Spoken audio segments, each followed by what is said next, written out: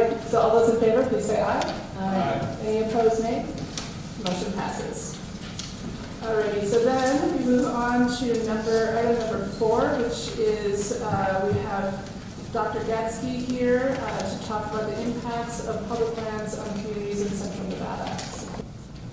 Utilizing those public lands as much as possible is a way to try and improve things. When you have a high percentage of public lands, you really have no choice. Now that the only time I have seen substantial improvements in, say, government infrastructure and buildings in this county is usually when there's a disaster that happens.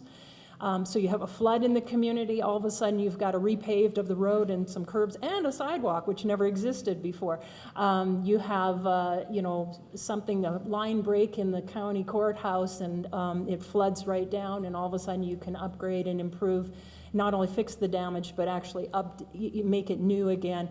That's really sad that you have to have a disaster, because that's the moment when you don't have matching requirements happening. And that's when you see these old buildings that are, basically housing the government entities being upgraded to a point where they're functional again.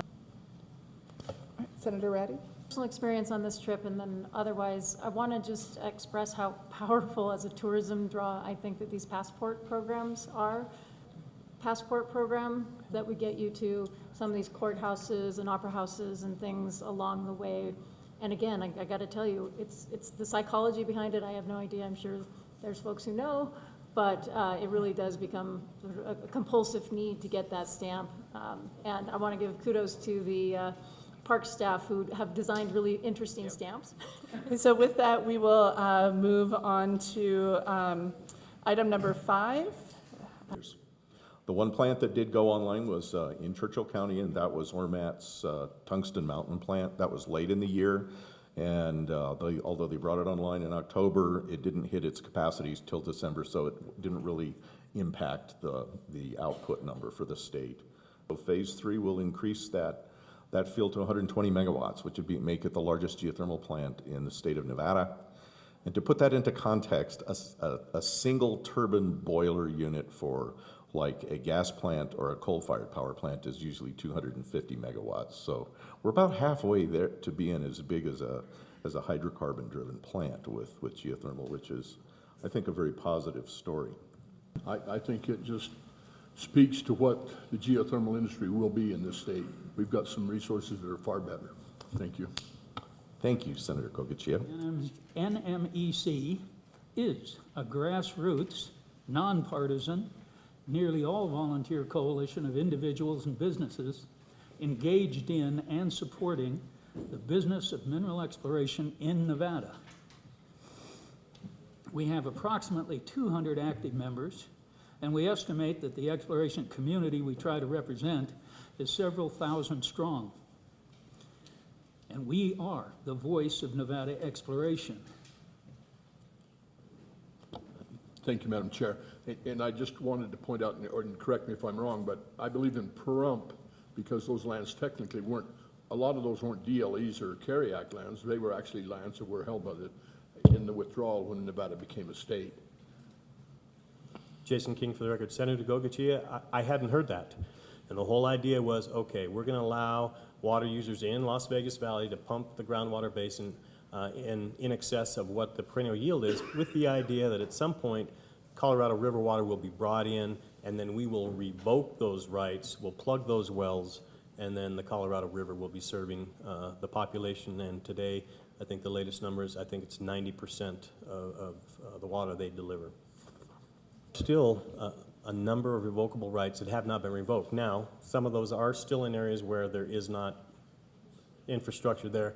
But again, if it's a certain distance away from the infrastructure, even though it might be near a pipeline because of changes to the statute, we have not been able to revoke some of these. So we probably need to continue to work on that moving into the future. Okay, then we'll move on to item 10. We have Mr. Drew here with the Nevada Pinyon Juniper Partnership. Welcome, Mr. Drew, and you can start whenever you're ready. For the record, Jeremy Drew, Project Manager with Resource Concepts Incorporated, today representing the Nevada Pinyon and Juniper Partnership.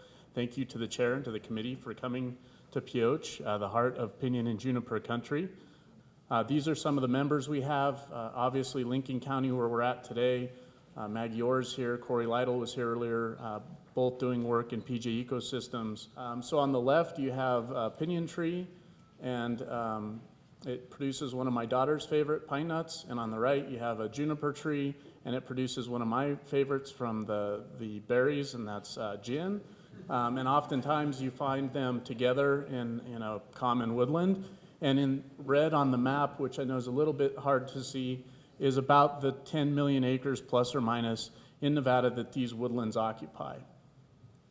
That's your answer. Just start getting everybody in Lincoln County making gin. They'll be happy.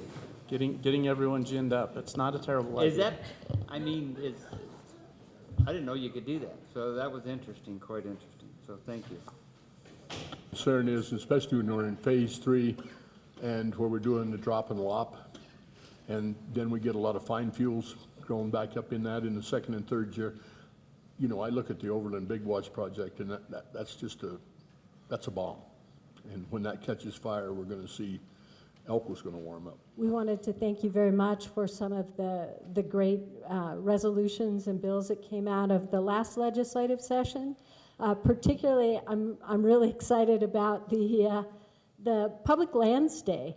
And we celebrated Nevada's very first official Public Lands Day last September 30th, and we're gearing up to celebrate the second one this summer. So thank you for making that possible. Our volunteers love this. Public lands benefit all of us. So we also work with counties to try to find a balance between conservation and economic development. I was asked last year by Congressman Amodei to go back and speak to Congress in favor of the Pershing County bill.